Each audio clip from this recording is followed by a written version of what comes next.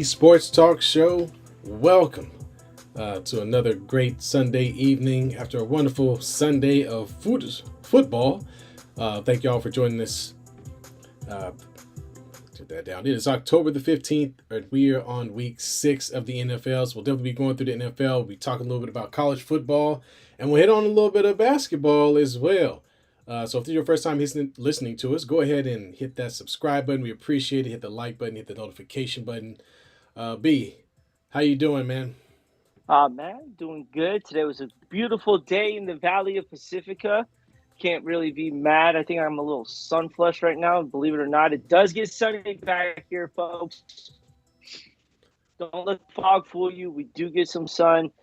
And as you can see, we will be talking about the biggest comeback in school's program history, but we'll save that for later here because I cannot wait to just destroy that conversation. So we'll hold off on that. But other than that, it's been a great week. Can't complain. All right, same here, man. It's been great watching some football really all day, honestly, man. With the dual screen, four games at a time, trying to keep up with as many games as I possibly can, and keeping a real close eye on my fantasy team. You know, I don't know if folks know, but honestly, it's like having a go ahead, man. sports book in your own house. You know what I'm saying? Oh yeah, You just yeah. watch it on screens and your eyeballs constantly going, dude. It's wild. I love it all the time. It's addicting, man. And for those who don't know, the man next to me is undefeated in our fantasy team right now, in our fantasy league. So we'll see if he can hang on today. Getting lucky every single week. I'm telling you. I'm just trying to make the wild card. I'm trying to get back to 500 right now. But yeah, I played the man the first week. Hopefully, I don't have to see him for another couple of weeks. We'll see how it goes. But yeah, man, he's been on fire. So let's jump right into it. I guess we'll start with a shout out. We've been keeping a close eye on. We talked about earlier about talking about college football. We've been keeping a close eye on Sacramento State and Brandon Knott, whose father is a follower of our show. So we want to give another shout out to Sac State, who won again. They are now 5-1. The Sacramento State Hornets defeated the Northern Colorado Bears 21-13. Yeah, they're doing pretty good in their conference. So we've got Brandon who showed up with a 1 solo and assist tackle for 2 tackles on the night. So big ups to Brandon Knott, and hopefully his dad's listening in to us. We'll continue to follow Sac State throughout their season and see how far they get. But so far they're doing pretty good with only 1 loss. Hoping to look to grab another Big Sky title. So good luck to the Hornets here. You guys are off of my bad list now. We got our victory that we really wanted. So y'all we're good now. Brandon, we got truce. Hey man, pulling for you now. No animosity being whatsoever here. So good on you guys for getting that dub. And as you guys like to say at Sac State, stingers up. So keep on moving on, guys. Good job. All right, sounds painful. All right, let's move on to the NFL. So we'll jump into the NFL. We'll start with our teams as we always do. And I got to say, I did pick against this team, against the Ravens, because I thought that the Titans had a good opportunity and the Ravens like to play down to their competition, which they did, by the way. But they found a way to get it done late. So another game in London. This game was played overseas. Ravens find a way to get it done. Wasn't very pretty throughout most of the game, but the Ravens pulled through, man, to get another win. Look, man, wins are wins. We're a half game up in the AFC North here, but I'm telling you, man, you cannot play with danger before it continues to bite you in your butt. Literally, as the Titans were making their move, this came off of the heels of a stat line showing on how much the Ravens like to blow big leads in the second half here. They were up 18-3 going into half, and they came out, literally gave up a first drive touchdown, to say the least here. The offense needs to find a way to stay consistent. Wins are wins. Like I said, I'll take a W. We're 4-2. Everything is great.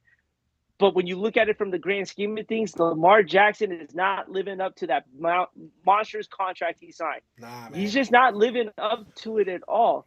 You can't have fast starts and almost lethargic finishes just by squeaking by. Dude, Tennessee is not a high-scoring offense, to say No. the least. It's not like they're missing a lot of their weapons here, but they're allowing these teams to really find a way to get back and stay in the game close enough to have to sit there and watch the game and sweat it out, because you're like, well, we were just up 18-3, and now we're just handing it right back to the Titans here. Kudos Yeah. to the Titans for fighting. You got to give them credit for that. But this game made me think they need to go out and get a running back now. Gus Edwards, unfortunately, will not be able to cut it here, because they could sag off and not have to worry about the run. The Ravens are not putting up big running numbers here. So they may have to really start looking into potentially getting another running back to really help offset the offense and give Lamar a little extra protection here. Yeah, man. I mean, your boy had to throw an interception because, he just has to do that. You know what I mean? He's got to throw an interception. So there was a Of turnover this course. game. I mean, when you talk about the Tennessee Titans, we're talking about Ryan Tannehill, who got hurt at one point during the game, finished with 76 yards. Some guy named Willis Malik came in. Willis. Malik Willis comes in, 74 yards, and didn't look terrible. But overall, I mean, this is Derrick Henry's team. He's the only guy really producing offense for him. And although at the end of the day, they won 24-16, starting quarterback goes down. The game was close at certain points in times in the third. You're just looking for a little bit more, I guess. But all in all, they're 4-2. I mean, we're not. Yeah, we haven't seen them play a very good team yet, and so the real test will be whenever they play against the Bengals, when they play against another Hold on. very good. We beat the Bengals. I'm sorry, you beat the Bengals. We No, did. you beat the early Bengals. You didn't beat this Bengals. The That's Bengals true, are too. playing a lot better now than they were earlier in the season. Are. They got a healthy Burrow, and although they haven't been world beaters, they're definitely a better team than that team that showed up the first 3 games. So we'll see, man. We'll see if they can show up against a good team and get the job done. And then maybe we can start separating them from the pack, or we'll start saying they're the same team they were last year. We'll see how it goes. So, look, I know we do a lot of the pick'em W's, but I'm going to tell everyone right now, the NFL is allowing teams to take their bye week if you have to go to London. That's what they're allowing the teams to make the choice there. The Ravens have chose not to take a bye week after the London game, and they go play the Detroit Lions, who are playing some really, really good football. Their next game, after having to travel back across the world to get back used to being back here.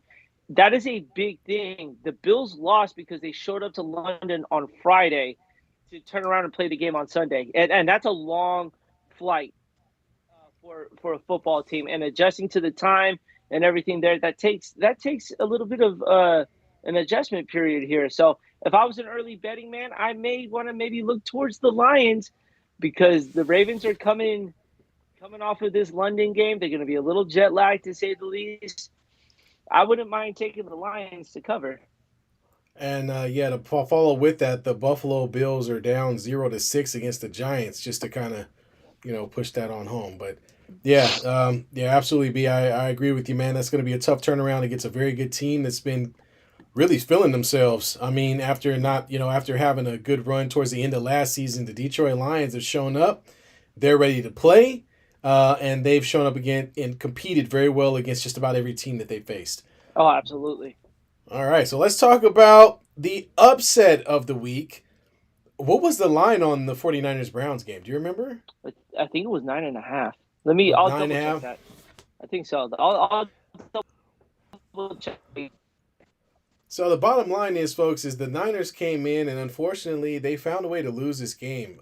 It was not the greatest offensive output. Now, there were some injuries to Debo early in the game, Debo Samuels, and then McCaffrey, which is huge because McCaffrey really was that entire first drive of the game. And so there definitely was some reason for them not to play as well as they could. But all in all, I mean, the Browns defense really stepped up, man. So what did you think about the Browns coming in? No Deshaun Watson. They're playing their backup quarterback, and they somehow find a way to get a win. It's not just the backup quarterback, but the backup. The third string. They literally got the Brock Purdy treatment today to the 49ers. Look, the Browns defense is legit. Let's not get that twisted, okay? That defense, you can see they put a lot of pressure on the Niners all game. Brock Purdy really never sat comfortably to throw. Everything was basically off the back foot. Trent Williams took a little bit of a hit today as well, but the Browns really put it to the Niners defensively there. They were very physical at the line of scrimmage. The DBs were physical with the receivers. You can see a lot that Ayuk, Deebo, even Jawan Jennings, they could not get out of their breaks in time, which caused Brock Purdy for a lot of bad throws. And look, Brock Purdy had his bad game. If you didn't see this coming, you haven't watched enough football to say the least. He wasn't going to be perfect for his entire career. This was a bad game on Brock Purdy here. So now what I want to see as a football person is how is he going to adjust to a bad game like this? Because now they got to go to Minnesota next Monday night. How do you recover from a bad game like that? That's going to be the interesting point. Don't talk about the weather because two football teams played in that exact same weather, and the Browns found a way to get it done. That's it. They found a way. The Niners weren't going to go undefeated all year, and this was the day that, unfortunately, they saw a good defense, and that's a really good defense. Yeah, and I mean, you mentioned it. Brock Purdy was sacked 3 times and hurried 18 times. I mean, he was under a lot of intense pressure throughout this entire game. Yes. So the truth of the matter is if they can't protect him or any quarterback in the league, really, it's going to be a long day. And that's what we saw. So they just weren't able to out scheme the Browns and get more passing, more time in the pocket for Brock Purdy to make plays down the field. They obviously, like I said, they missed McCaffrey. They got injuries to McCaffrey, and Deebo Samuel was injured early on in the game. But I think this is one of those ones where you had a chance at the end of the game to win it. You miss a field goal. What can you do? I mean, that's one of those sloppy games that all teams have. And if you're a good team, hopefully you find a way to win. But in this case, this was one of the ones that slapped them in the face and that they let get away because they really were one kick away from winning this game, folks. It's not, the Browns, with all we said about the Browns, it was in the 49ers' hands to win the game. It was. And absolutely. Unfortunately, they missed a field goal, and the Browns have the best win of their season. They go to 3-2. And Mr. Perfect ain't perfect no more. Mr. Jake Moody's butthole got extra tight. He could not kick the ball for shit. Dude, the guy's been lights out since the start of the season. Yeah. The 2 kicks we saw today were literally every kick he had in preseason. You know what I'm saying? And so he had himself a bad game. Overall, the Niners gave themselves the opportunity. The defense gave them an opportunity to get down the field. Great throws by Brock Purdy towards the end of the game. So there were the small adjustments there. But how do you come off a loss? This is the first loss of his career. So now it's going to be how do you adjust to this? Now you're still on the road. But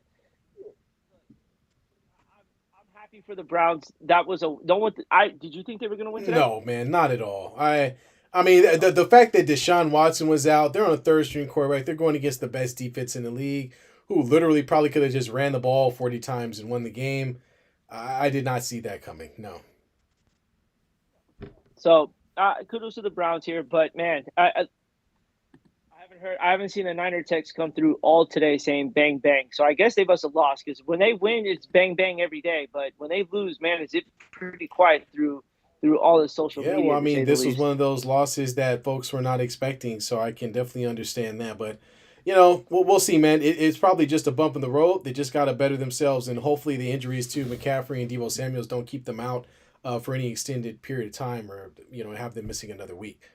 Dude, did you see that when they were showing the clips of when Deebo went into the locker room, then literally 2 minutes later, Christian McCaffrey followed him into the locker room? I was like, you guys, don't y'all know the game is still going on? It looked like the end of the game with players going into the tunnel. That's how quick that they were going out. You know what I'm saying?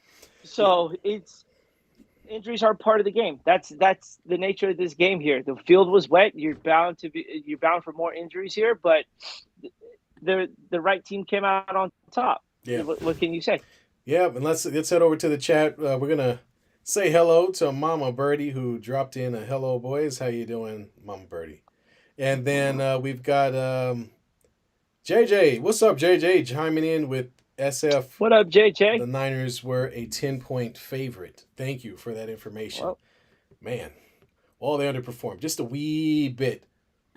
And then we and what up? What up? What up, Sam? He says Detroit Lions, we out here, bro. I have been thinking about you with your Detroit Lions, man. I know you one happy guy out in Detroit right now. My man is a big time Lions fan. this is a good So his year. boys, his boys are looking good. You might want to get your season tickets now, pretty soon here, Thompson, because you guys are gonna at least host a wild card game, to say the least. In all honesty, I think the Lions are winning the division now.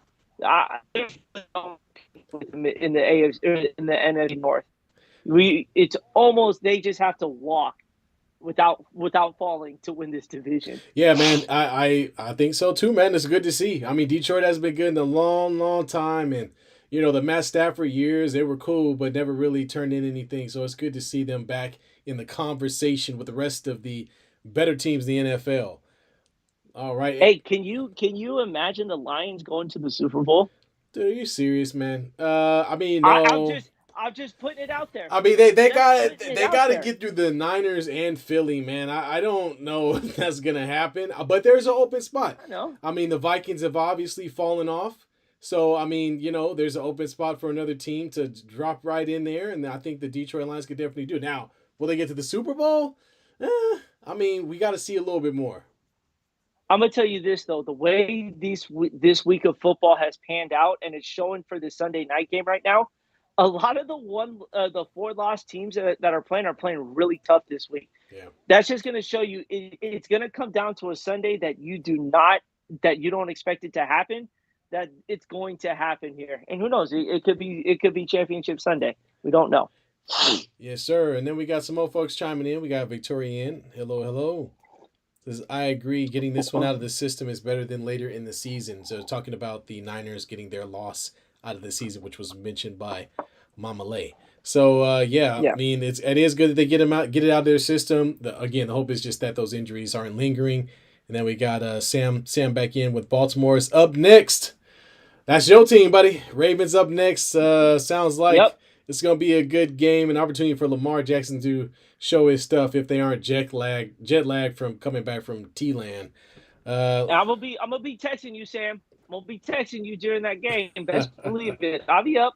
And then last but not least, we got Mama Lay in with right on, get it out of the way as far as that loss for the Niners. So enough about the Niners. Let's talk about the Raiders, who have won 2 games in a row, albeit not necessarily convincing this game, but they beat the Patriots, and that is something to be excited about. I do not like the Patriots. It was great to see Bill Belichick with all types of frustration and confusion all over his face because his team is absolute trash.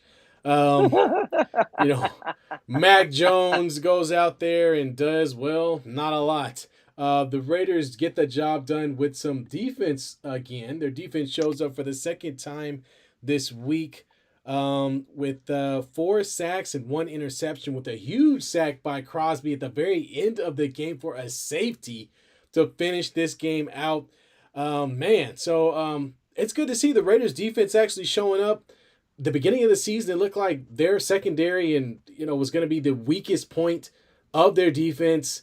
And the last 2 weeks, their team the secondary has played a lot better. There are some issues though. Jimmy G goes out in the third quarter with the game 13-10.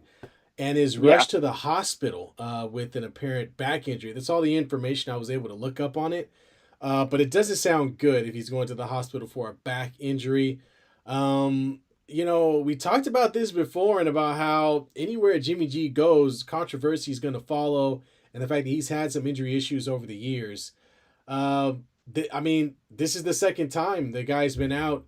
And if he's going to a hospital ambulance, I got to imagine he might miss some time. And Brian Hoyer comes in, does his thing, goes for 6 for 10 for 102 yards. The offense really didn't do a lot, folks.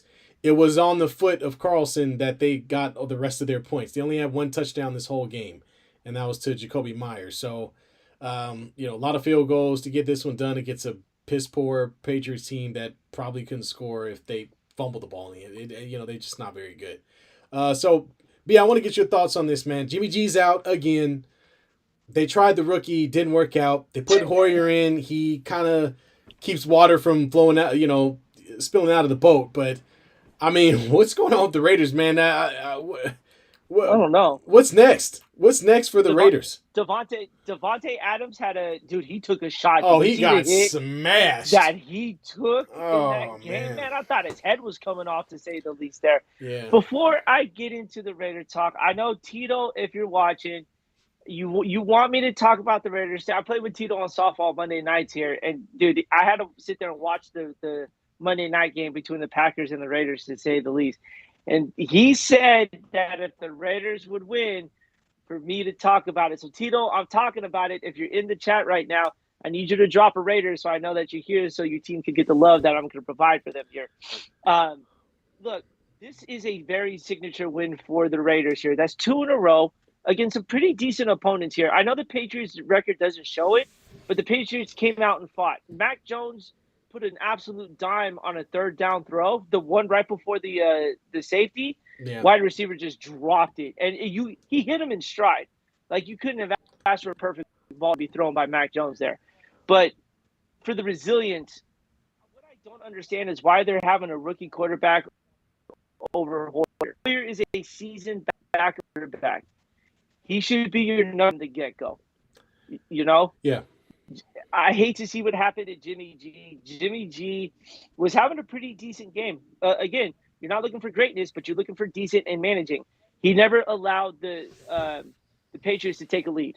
That wasn't going to happen there. Kudos to the defense, but he kept the offense moving there for better. Josh Jacobs had a pretty decent game. Still waiting for that explosive game from Josh Jacobs to say, but you can see it's trending towards the right direction here. Yeah. The Raiders find themselves only 2 games out of first.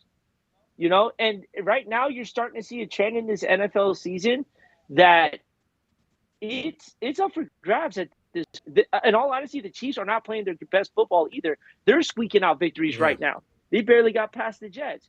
So if the Raiders can find a way to maintain and kind of get momentum moving forward, they may be, a dark horse to maybe go get themselves an AFC West title. But you still have to beat the king of the hill, and that is the Kansas City Chiefs. They've got the next. They got this. They had these 3 games to get right, and it was Green Bay, New England, and then the Bears next week. These are the get right games. Yeah. Because quite honestly, after that, it's not going to get very easy.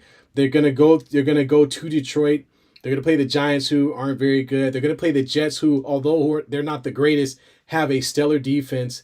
Then they got Miami, Kansas City, Minnesota, the Chargers, KC. They're going to have some pretty good teams that they're going to go up against. So this is the opportunity for them to get their confidence back on the offensive end, on the defensive end, to be prepared to play against some of these better teams. However, I mean, if it's going to be Brian Hoyer, it's going to be Brian Hoyer. It's just questionable who they're rolling out there and how effective Brian Hoyer is going to be against the Chicago Bears, the Detroit Lions, if Jimmy G ends up missing that amount of time.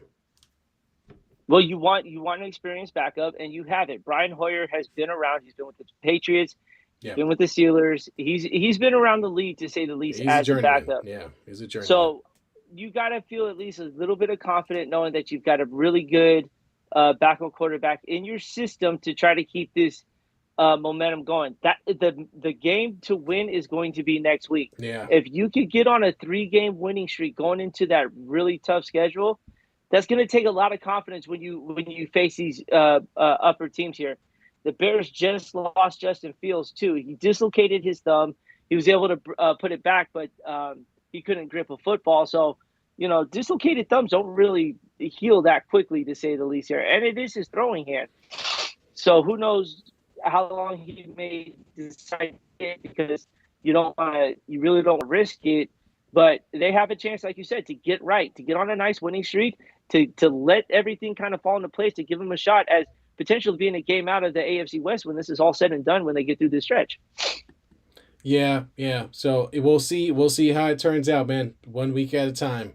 Well, one thing we want to talk about is the fact that the best teams in the league, really, both were in the NFC. They were losers today. We already talked about the 49ers and the fact that the Niners lost to an underdog, the Browns. But there was another team that was just as good, and that's the Philadelphia Eagles, who lost to the New York Jets today. The Jets defense is very good, and they put plenty of pressure on, which most defenses find difficult to try to contain Jalen Hurts and figure out how to keep him in the backfield without killing him with his legs. Well, the Jets found a way. They sacked him twice. They got 3 interceptions off of him, and their defense showed up to play. I can't say a lot about the Jets' offense, but they did do enough. Zach Wilson did enough. 19 for 33, 186, not the greatest. Sacked 5 times. But Breece Hall had a couple of good runs. Garrett Wilson and Breece Hall both had a couple of big plays to help them get this game over the top. Well, really, the final touchdown to finish out was by Breece Hall, but that was all because of an interception thrown by Jalen Hurts.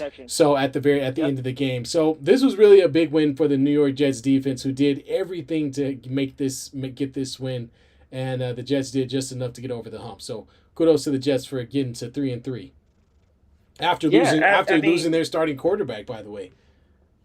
After losing their starting quarterback in 4 snaps, they're 3-3. A lot of confidence. After this is a big win. We talk about teams who need a big win. Yeah. The Jets got this big win against the Eagles. They almost pulled it out against the Chiefs, and they were finally able to get this one here against the Eagles. So we had talked about last week about the potential of the Niners and Eagles meeting undefeated, right? Little did we know that the B&T Sports Talk jinx was going to work. We don't have any more undefeated teams in the NFL. But let's be quite honest, that matchup isn't until December. Yeah. All right? So you're expecting 2 teams to be 12-0 when it comes to December, when the season's already stretched out by 2 extra weeks. You're asking for a lot there. And there's still a lot of good teams here in the NFL. So it's out, you know. Yeah. Do they only run with 1 loss? I mean, even a 1-2 loss team in December, you're having a really damn good year, to say the least. So, you know, both teams I don't see kind of really faulting to get back on that winning high. The Niners are probably going to be the biggest questionable team because they took some pretty serious injuries in Brock Purdy's first loss, and how do you handle adversity now in the NFL? But this comes to show you that this is not an easy league to win in. No matter how good you are, you're going to have one of those nights. I mean, look at right now. The New York Giants are up 6-0 on the Buffalo Bills. It's week to week. Buffalo Bills. Week to week, folks. You never know. You never know. That's right. And then the Niners are going to play against a team that's been not very good but can sneak up on you, and that's the Minnesota Vikings next week. So we'll see. We'll see how it goes. Hopefully, we get more information about what's going on with McCaffrey, especially McCaffrey, and Deebo Samuels, as we get later into the week. Who did the Vikings play? I know the Vikings played today. Who did they play today? Oh, they played the Bears. Yeah. 19-13. I mean, granted, there was no Justin Fields, but look, the wins. Like I said, wins are wins when it comes to the NFL. So. They're a team that's really struggling right now. So they're trying to squeak out wins at every turn. So the Vikings are not the team they were last year. That's for damn sure. Certainly not living up to expectation. But you know, for a team that should have been playing in the NFC conference title, or at least folks thought they should have, but they ended up losing in the first round to the Giants. So sucks for them. Let's move on to our Friday night pick. So if you're not joining us on Fridays. On Friday, we are always going to post a video roughly around 8 p.m., which we call our Pick'em Dummies. We're picking 6 teams or 6 games against we're going against the spread. We're picking our teams. I get 3, B gets 3, and then we see how we do overall. So I still got a game up in the air. I picked the Chargers to beat the who the hell are they playing again? Dallas, there you go. The Cowboys. Playing the Cowboys. I picked them to beat the Cowboys because I feel like the Cowboys, they're just up and down every week. Never know what to expect. I did bet on my Raiders, and I was rewarded for doing so. However, I picked the Titans to upset the Ravens, and I didn't win that one. So I'm looking at right now, I'm 1 pending a game and 1. So we'll see how it goes. B, how'd you shake out, man? Well, the Patriots, obviously, I was on the other end of that. Yeah.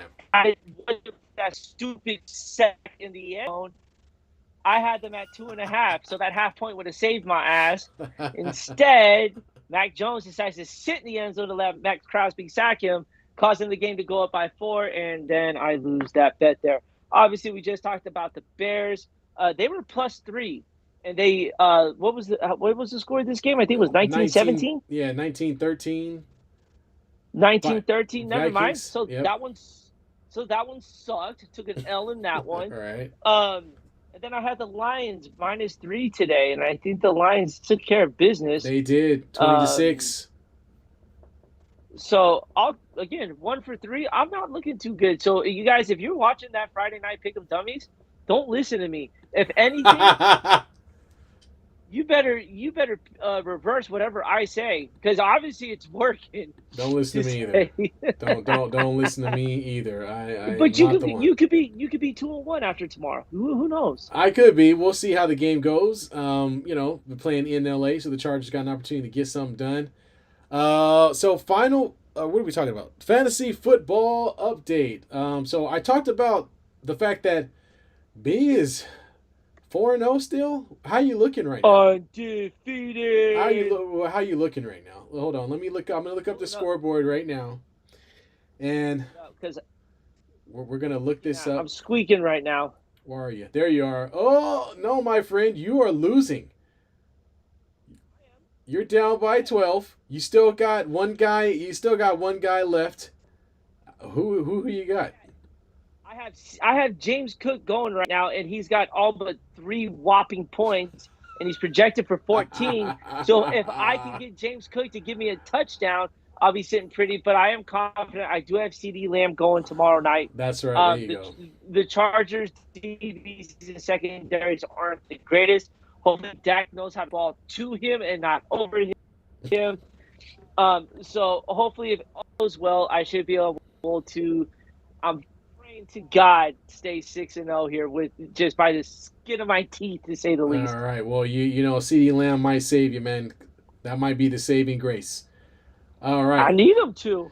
So let's see what else we got. We got how's my team? My team's actually doing pretty well right now. I am up 182 to 121 over necklace or hand necklace. I don't know why it doesn't put the people's names in here, but either way, I've got Waller out there playing, and that's it. So I'm looking pretty good right now. I'm about to be 3-3 if everything holds together. I would say the only way I think you're going to lose this one if Waller runs backwards, to say the least. So I'm pretty sure Waller's not running backwards. So I think you're going to be all right. I'm going to be all right. Category yeah, there. yeah. Who else? My dig so hard against Pat's Mahomes. My dig so hard with a 5-point lead right now. By the way, folks, that's DIGGS. I want to point that out. Thank you, T. Thank you. So it's a close game. Going 117 to 122. I have to look to see who is still playing. They both have one player left in the game. Looks like Pat's got. Wait, who does Pat have left in the game here? The Giants. He's got Stephon. Oh, he's got Stephon Diggs. So he's got Stephon Diggs still playing. So that's his one dog in the fight. And on the other side, Diggs, who doesn't have Diggs, by the way. That's interesting. I don't have Tua, but yeah, I guess you're right. Yeah. He's got Jake Ferguson, the tight end for the Dallas, and he has Austin Eckler. So this is going to be a close matchup. See how well Stephon Diggs does. We got JJ in the chat going, my team is sad, but he's currently holding the lead of 152 to 133 over Cali Sleeper. Yeah. So, I mean, you're winning right now. Yeah. Let's take a look. Maybe he's worried about Cali Sleeper's got one player left. Who's he got? Well, let's see. They got Justin Herbert. Got Justin Herbert on Monday. They've got Keenan Allen also on Monday. And they've got the Cowboys defense. So, yeah, man, I don't know. I mean, you got a chance there.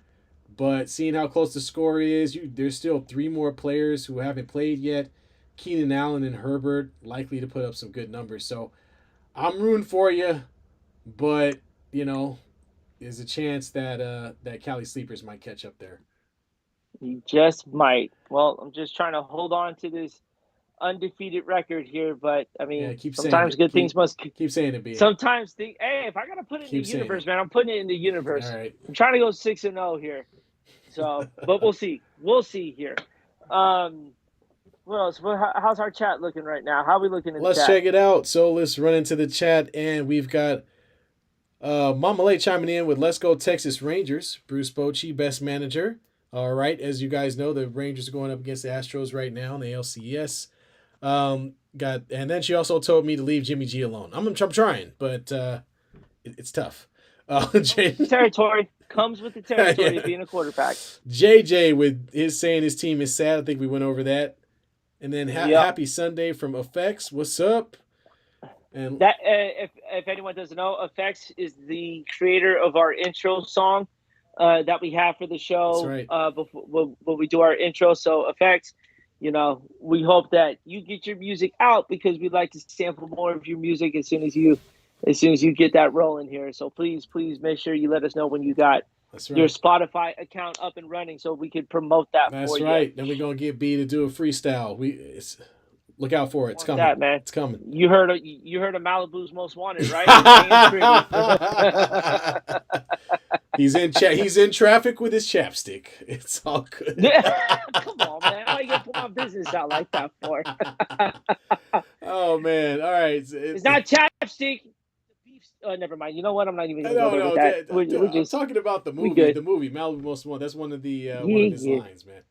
All right, let's just. Dude, I'm sorry. Go ahead. Malibu's Most Wanted is one of the greatest. It's stupid. It's stupid, man. It's so stupid. It's stupid. So stupid. But I guarantee you, if it's on, you're leaving it on your TV. Well, because it's something you can't stop watching. It's right up there. There's some other movies that go ahead of it. White Chicks. If White Chicks is on, you got to watch that. You talk about silly movies. Yes. That's one of them. The 10, 15 minutes of White Chicks is hilarious.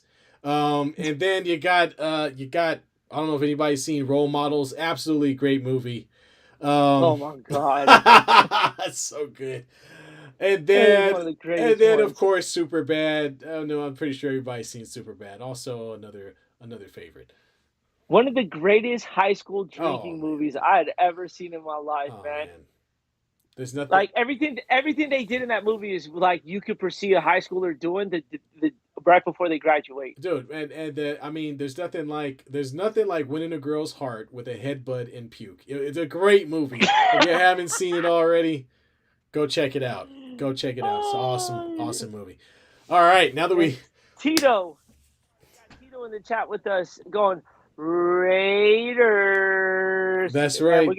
We're gonna hear that in the dugout all day tomorrow. I promise you that. I can guarantee that's all we're gonna hear in the dugout tomorrow. Raiders, man. Crosby's the man. A great win. Tito, my boy T here is a Raiders fan as well, so y'all got something to bond over here. Yeah, I've struggled with it, man, because when they left Oakland, I got to tell you, that first year I was not feeling it at all, man. I was not feeling it at all. I'm an Oakland native, so it was tough for me. But I'm starting to get back into it. I'm trying to stick with the silver and black because that's where I grew up at. But everybody's gonna leave it Oakland, going to Vegas, man. The A's are next, and it's just like. The town businesses are going to be no business at all. It's going to be rough. Have a good night, JJ. JJ leaving us already? We're about to talk about the Lakers. Yeah. What the hell, man?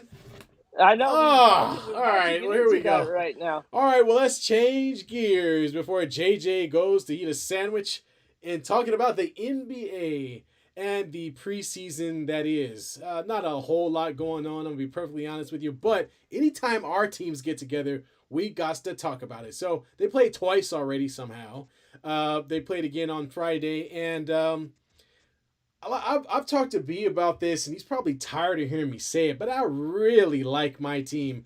I think the Lakers have a ton of depth. I love the way that Prince is playing. Oh, man, at the forward spot. Wood has been a little bit of a wonky fit, but he still has lots of talent. D'Lo looks invigorated and ready to play. And Bron is just showing up for like 5 minutes and going home. Did you notice in the last game that, and you didn't notice, in the last game they played, LeBron played in the first half and was in street clothes by after halftime. I saw it.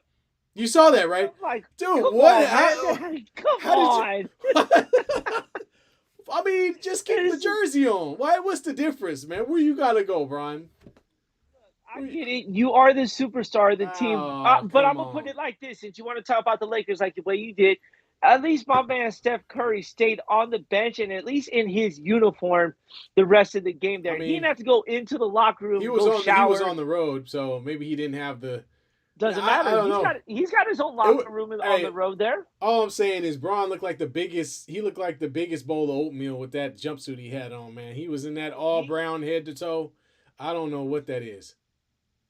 Like the largest Chance the Rapper. If Chance the Rapper was built on steroids, that's what he looked like with that Dookie Brown hat he had on. By the way, that was his movie logo, the B. That's Braun's movie logo, to say the least. Dude, if you're gonna come out on the bench, at least I get it. The NBA is really light on what they allow their players to wear on the bench. Yeah. Draymond looked like a homeless person off the bench, all faded black T-shirt. He looked like he was ready to party, to say the least, because he was in Los Angeles. Yeah. You know what I'm saying? But it's like, look, in all, the game, I actually enjoyed watching that preseason game. It was actually pretty competitive for the most part. You saw a lot of hustle from the young guys there, which you're going to see in preseason. But I'm telling you, there's something different when the Warriors and Lakers play in the preseason. I don't know if it's because of the division rivalry. They're coming off of the playoff series against each other. But all I'm saying is the last 2 minutes of crunch time, there's a lot of games from both sides of the bench. We lost you there. When it comes, we lost you there for a second. You got me now?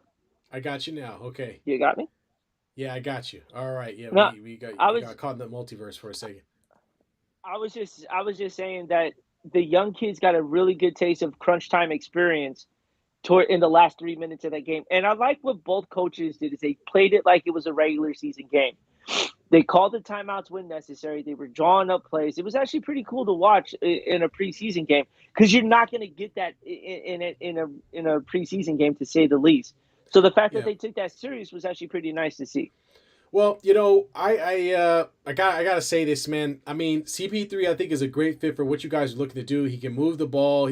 Steph plays a lot more off ball, which he is very accustomed to and can do very well, which opened up some things. There was one play where the ball went out to Steph. Steph faked off the screen from Moody. 2 guys run to Steph. Moody gets the layup at the basket. So a lot of things the Warriors are used to doing, but. I'm sorry, man. CP3 look old out there, bro. No, On defense, he looked pretty old. And D'Lo had him in a blender on multiple possessions, to where it looked like CP3. No, you can't. you can't guard point guards, and I don't know how the Warriors are going to deal with that when they're playing against teams that have good point guards that are quicker. A little bit better with the ball, because he's not the same guy that he was, and you can't have him and Steph both being defensive liabilities on the floor. And you saw that come up when they played D'Lo and Austin Reeves together, and somebody had to pick one. And people forget Austin Reeves is a solid 6'5", so he's bigger than both of those guys, and it's going to be difficult for one of those guys to defend him, and it was. And so I think that it's a bad matchup for the Warriors to play against the Lakers because of that size difference. Now, Klay Thompson can get in there and defend as well. He's not the same defender he was. Andrew Wiggins is one of the better defenders that they have, but really it comes down to Draymond Green being the anchor for that defense overall, because if he's not kicked out of the game by then, I mean, absolutely. Yeah, true that. But if you guys Saric can't be out there playing center. You're not going to compete against a team like the Lakers. And when the push came to shove, when the starters played, our team had a pretty good pace. You guys came back in the third quarter. We pushed the lead ahead, and then that's when we brought in the bench squad. And I want to point something out here. Why is Kerr playing Kuminga, Moody, and Gay in the fourth quarter of this game? Seriously. So are you guys trying to get Kaminga like some additional? I mean, it's a third year. These are 3-year players out here. Rudy's been playing for 50 years, and they're out here playing in the fourth quarter against I Scottie Pippen Jr. and Max Lewis. Pretty much our summer league ball club. What's up with that? Y'all need to win that badly. What is this? what you mean? If we Oh, count these come 2 on, wins man. in the Get playoffs, then we're outta looking at a here. game 7. All right. Get out of here, man. Get out of But here. Are you serious, Kerr? Seriously? what I want to start seeing from them is I want to see Gay, Kaminga, and Moody, maybe even Chris Paul, all on the floor for the second unit. I want to see how that second unit would work, because the reason bringing Chris Paul is to see how Kaminga would react and how he would play around a veteran point guard like that. Kaminga wasn't around when Sean Livingston was around. Can you imagine Livingston being able to get an alley oop up to Kaminga? It'd be fun to watch, and we're not getting a chance to see it yet. But I would say he's getting the worst treatment in the world because he is playing with the draft team, to say the least. Yeah. He's already playing for the final roster spot, but then you're gonna make him try to earn it in absolute garbage time. Like, dude, Rudy Gay earns that spot. That's to say the least. There, he should be on that roster spot because that's a veteran that you can have out there. But just imagine Gay, Kaminga, Moody all on the floor together. I think you would have a real nice system there. So I think what Kerr's doing is to see how that unit will gel together. But I kind of want to see Chris Paul with that unit and see how that would go, because that would be a good second unit to come off the bench to anchor it a little bit. Of course, they're going to be down in size because who's the guy? Darich. Sarge. I'm blanking on his name. They picked him up from the Sarge from the Thunder. So you having those 5 on the floor wouldn't be a bad lineup. That's a large lineup for them, to say the least. When those 5 are on the court outside of Chris Paul. Yeah, the problem is you don't have a backup point guard, and the only one you do have is a rookie. And so I think Chris Paul is going to be a starter. I don't think he's going to be playing a ton of minutes with the backups. And based on the rotation, Rudy Gay ain't getting no minutes. I mean, based on the rotation, he's not getting any minutes. I don't even know why he showed up. I do think Moody and Kaminga will play. I think they'll be in and out of the lineup. It'd be interesting to see. I've only really seen Kaminga play with some of the starters. I have yet to see Moody play with some of the starters as of yet. I think you're still the same team in my book. You guys got to make a lot of threes in order to win games. You got to play at a good pace. And I'm sorry, the depth is not there. I mean, GP2 can come in and really provide you guys with some defense off the bench, but you don't have a backup point guard. And you still don't have a center. You never solved the problem of size. You just stuck with Looney. Well, yeah, we saw all the other centers get signed for cheap contracts. But here we are going, Looney, you got this. Good luck, bro. But we'll talk about that more when we do our NBA preview show, because man, we're gonna have a lot that night to talk about there. Ooh, we got some good stuff coming up. So let me check the chat real quick before I get into this. So we got Mama Lay chiming in with the Raiders. Raiders, a win is a win indeed. And then we got Tito chiming in with Mad Max is the glue right now. He is the cornerstone of their team and defense at this point. Y'all better start winning games, because he may be the I don't want to talk about it. You guys don't I start don't want to winning. talk about it. But it's true, though. It's true. You know how the Raiders are. We start trading away talent when things don't go well. But anyway, so this is the point in the show where I'm going to give B the opportunity to talk about some very, very hot topics that he has been on top of and has felt some type of way about. And I think it's kind of interesting to hear what he's got to say. B, when we start, we're going to start with the shirt and the hat that you got on right now, and your favorite team went up against a team that you haven't been too fond about, and somehow squeaked out a win after being down 29-0 at the half. And we're talking about Stanford against Prime and his Colorado Buffaloes. B, what happened? Yo, so we're just getting done with Pick'em Dummies. Yeah. I knew the game was on, so I just flashed forward and they're down 29-0, right? And I'm sitting there, I'm going, why am I not shocked about this? Right. Stanford's offense has been downright water all year. All year they've been dog water, right? And they're down 29-0. There was a point where Colorado ran a reverse.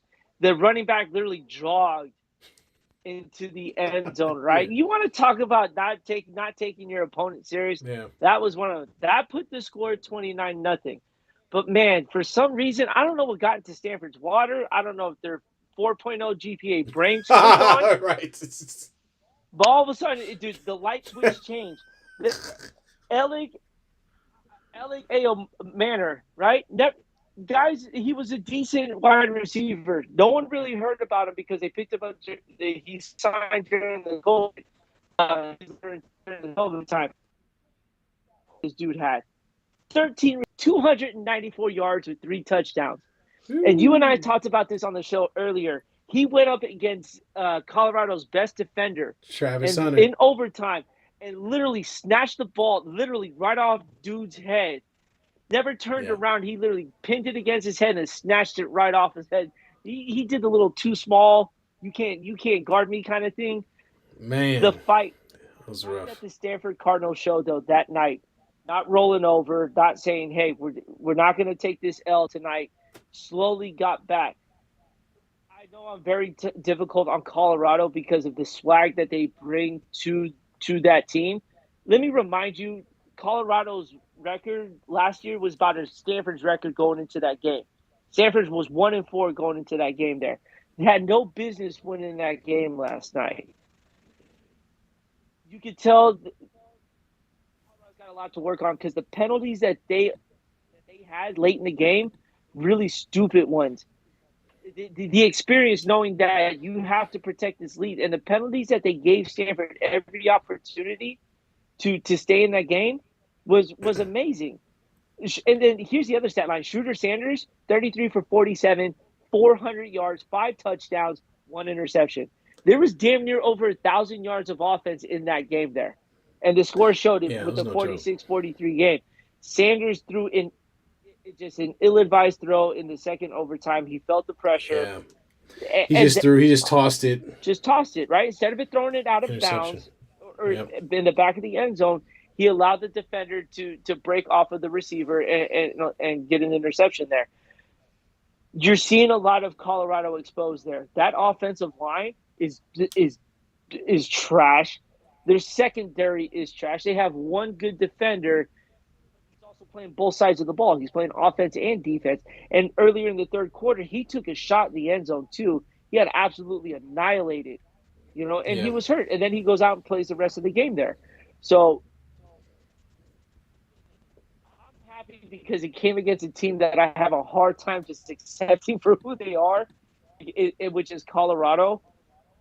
But big win for a program that is rebuilding. Let me remind people that Stanford was once the top program that was sending guys to the NFL.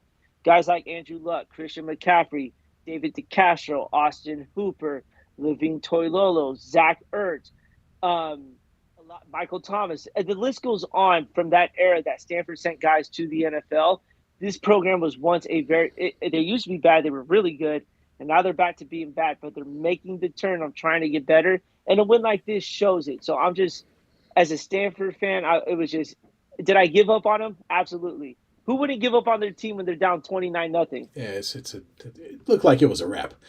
That's what I thought too. And then they said, hey, you know what? Hold the phone real quick. Yeah. And ended up winning 46-43 in Stanford fashion. So I'm excited, dude. It was a great game to watch there. Yeah, man. Did you get a chance to catch most of it? Yeah, I saw the beginning of it, and they were just running all over the Cardinals.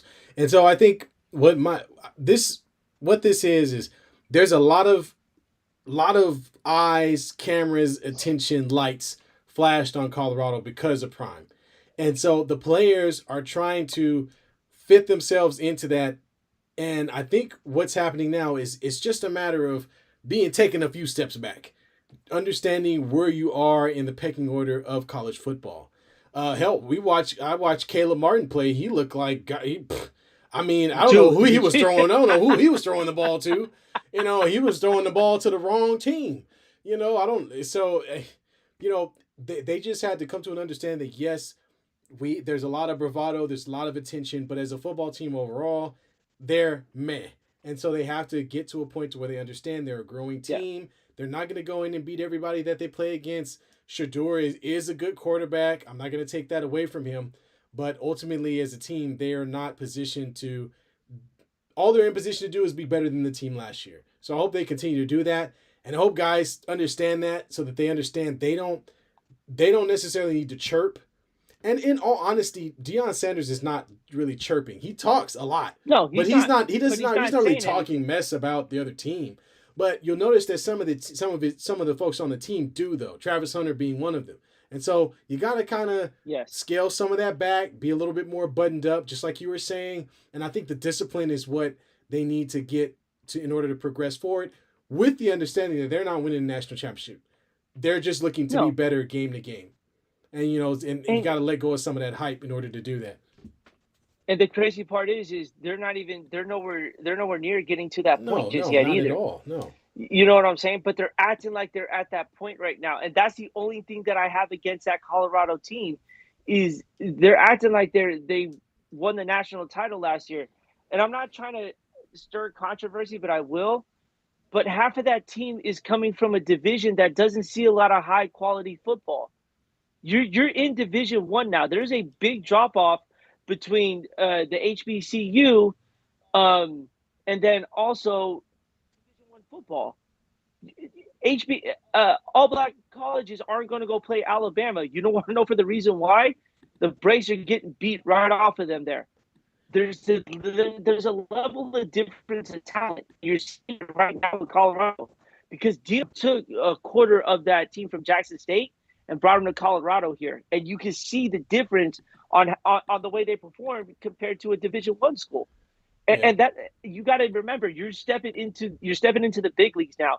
You just went from the minor leagues all the way up to basically what is considered a professional level of football, which is Division One, and you're getting humbled badly, but you're not staying humble. You're still doing the exact same thing like if you guys were winning games.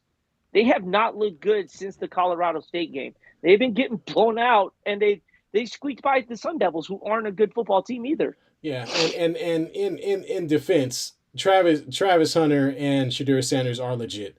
They're legit. They I'm legit. not taking that away But from them. but but as a team, remember Colorado with all of its players last year only won one game. So I think it's really more about expectation. You're not going to go from being a one-win game to being the best all of a sudden undefeated team. That's just not going to happen. You're going to have to go through the bumps and bruises like every other team does and work your way into it. So there are plenty of teams out there that start from a little and then have to move into that place. And that doesn't mean you're a terrible team. It does mean you're learning, but like you said, B, it also means you got to have some humility. And so I think that's what they're experiencing now is, hey, we have to understand where we are. We are not as good as Deion Sanders was in NFL football. We are just Colorado, a team that's trying to be better than we were last year, and that's it. So the moment Yeah. they can get that humility, be buttoned up, and understand that, they'll be fine. But if they continue to think that they are better than, or they let the hype train kind of take them away, they're going to experience losses just like the one in Stanford, where you're up 29-0, and you feel like, oh well, we're just going to blow the top off of it. And it's like, no, you have to do the correct things. You got to find a way to run the ball. You got to find a way to protect the ball, protect the possession. And unfortunately, they didn't do that. So because these teams are good, they're not everybody Ye- else. Everybody else comes from some great high school or wherever they came from to Yeah. compete. So you're gonna have to show up and you're gonna have to play all four quarters, not just the first half. I'm gonna tell you this: right before the Stanford game, Colorado was playing Arizona State. They won in overtime. Yeah. You know what Shadori Sanders had under his throwing arm? Oh, His the watch. watch. Yep. Yeah.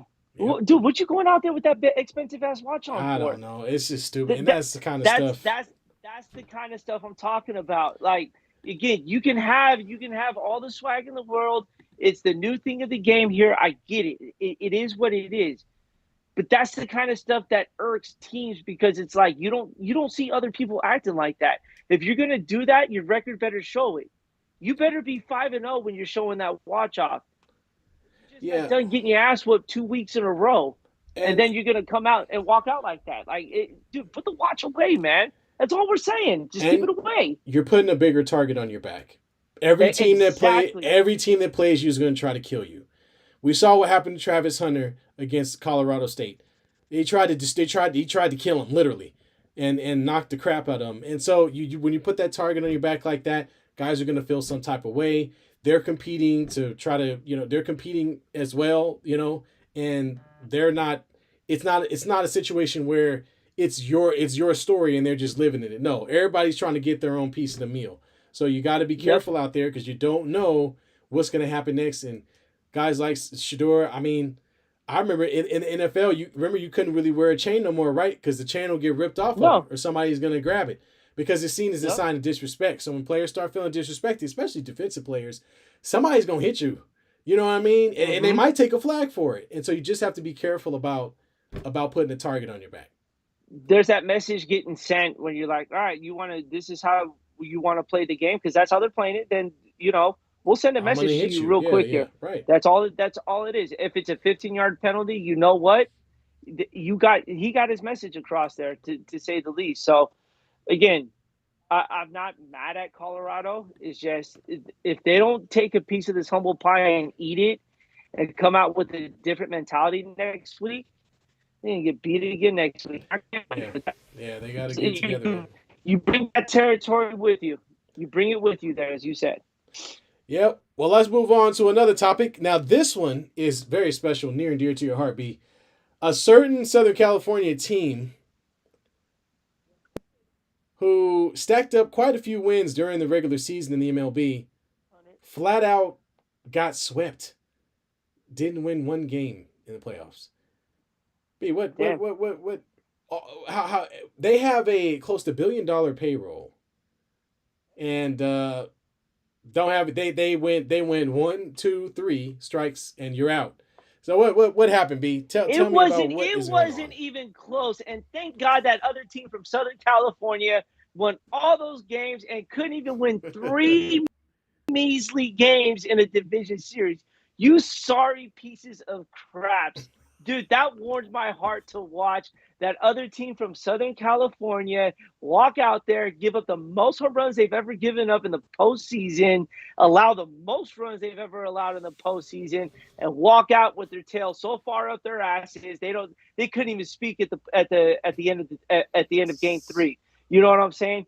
This couldn't have happened to a better organization, to a better team, to a better group of players than that other team from Southern California. And here's the best part. Mookie Betts was asked, do you think it's because of the way that the MLB is structured that you guys couldn't win a game? And he said no comment. Fool, it ain't about that. You guys just flat out got your asses handed to you by a bunch of rookies from Arizona. And by the way, you had one guy who's damn near 38 years old hitting the crap off the ball off of you guys too. So stop using the MLB rules. Stop using the way the game has changed. You had to go out there and play the game. Obviously, y'all didn't have a problem with it because you won 100 games. I had to hear about it all season. But you know what? At least when we get to the postseason, we're putting up more than just 2 wins. And that just shows you cannot win a championship in a full year. You have to play half a season to win a championship. So stop it with your half season. You guys sucked through the regular season, and it showed in the playoffs. And I'm so happy this couldn't have happened to a better team than the guys from Southern California. I'm not even going to say the words at the city that they're from. Oh, my goodness. All right. Well, there you have it, folks. Oh, man. Well, man, I don't do anything. That felt good, man. Yeah. Hey, I know you've been waiting to do that. I think that's all. Oh, one other thing. So did you see the thing with Jared Jeudy? I believe this was this Thursday night football? Yeah. Jared Jeudy gets into it with Steve Smith Sr.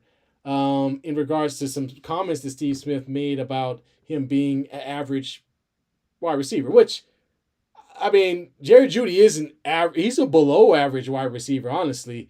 I mean, he's not even 1A on his team. Sutton is the number 1 receiver on the Denver Broncos. And the Denver Broncos suck. I mean, let's just be honest about it. They all suck. They're all terrible. But Steve Smith had said that, apparently took offense to it and went to talk. And I guess when Steve Smith went to approach him, this is before the broadcast, but it's while he's getting ready for the broadcast on the field. And I guess Jerry Jeudy told him, basically kind of cussed him out and said, whatever. And so, He said some yeah, he did. pretty big words, to say the least. And Steve Smith actually addressed it on air. He addressed it on air, which I thought was hilarious. And Steve Smith, and I'm paraphrasing, but for the lack of, he basically said, I said some things about him on my podcast. He said he called him a JAG, just a guy, a jag, just a guy. Oh, I'm gonna start using that. That's a good one right there. You're a jag. Just a guy. And so I guess, he wanted to try to approach Jeudy to try to, maybe squash the beef and just let him know, where he was coming from. But then Steve Smith turned that right into Steve Smith mode and basically said, well, hopefully he actually puts some yards together so that he can actually help his team. And if anybody ever calls me and asks me if they need to, he said once he gets traded or becomes a free agent, needs to go to another team, basically. If somebody calls and asks me about him, I'll tell him no, he's not emotionally mature enough to take criticism, and left it at that. Took his mic off, frowned into just completely stone-faced frown into the mic. The poor white dude with the glasses next to him is like, okay. And then they go back to the studio and guys are cracking up. So I mean, he looked like he was ready to throw down Steve Smith, who, if y'all don't know, the dude is like watch his highlights on YouTube. That's all you got to watch. If Tyreek Hill was 50, like 30, maybe 20 pounds heavier, and just a meatball of a guy, short guy, can run his butt off, runs through anything and anybody. If you don't know who he is, just look him up. Played with the Carolina Panthers for quite some time. It was the Ravens as well, and the Ravens was a great wide receiver. But anyway, I thought that was hilarious, man. Thought that was dude. Jared Jeudy. Come on. The dude was a dog. Steve Smith Sr. was one of the wildest guys you could watch on the field, and he backed it up. Yeah. He wasn't afraid of no fight. I remember the video of him getting a late hit when he scored a touchdown, did the celebration, went after the guy that hit him, and fought him right in the end zone. You know what I'm saying? Steve Smith Sr. is not one to play with, and he has earned the respect of everyone in the NFL for the way he went about his business there. Yeah. So for him, look, it's critical feedback. He's asking you to be a better wide receiver. That's all it is. Yep. When somebody comes and tell you how to do your job better because they see the potential in you, they're just letting you know. And apparently when Jerry Jeudy had a problem with it, you can see Jerry Jeudy bouncing around back and forth, acting immature. The same thing that Steve Smith Sr. was pointing out to him. Right. You know what I'm saying? Yeah. So you're making Steve Smith's point valid at this time. Yeah, absolutely. So instead of just showing it on the field, you want to go and act a fool. I'll bet you Steve Smith, if the cameras were off and no one was in that stadium, he'd have went around and punched homeboy in the face. Plain and simple. Steve Smith does not play around when it comes to that there. No. There was a clip, I guess he was at the Panthers training camp. This is after he had got done playing football. And he literally looked at one of the, I think it was DJ Moore, and looked at him and goes, "Why should I put you on my fantasy team? Your numbers suck." Yeah. right in front of him. And I'm sitting there like, dude, this guy's a savage, to say the least. Man, he don't care, man. He don't care. That was a great clip there. A jag, just a guy. Just a guy. Yeah, man. Oh man. Oh, good stuff. I love the old talking heads. Absolutely. Well, folks, I think that's all we got. We appreciate you joining us. Again, give us a like on the video. If you haven't done so yet, go ahead and subscribe. Hit the notification button. We appreciate y'all joining us. Join us on Friday, or check in on our channel on Friday. We'll be dropping another Pick'em Dummies, where we will pick 6 more games, and we'll see where we are. We'll also give you guys an update on where our records are at that time with our picks. I don't even want to see my record no more, man. I think I've gone like 1-3 the last 3 weeks, so I'm pretty much. It's just for fun. We're just having fun with it. You know what I mean? Shit, the Bills are in the red zone. Give it to James Cook, please. Sorry. Like I said, I'm trying to stay undefeated. Folks. And on that note, folks, it's time to go. So we'll see y'all next time. We appreciate you. Join us on Sunday at 6:30 p.m. All right, late. Have a good one, y'all.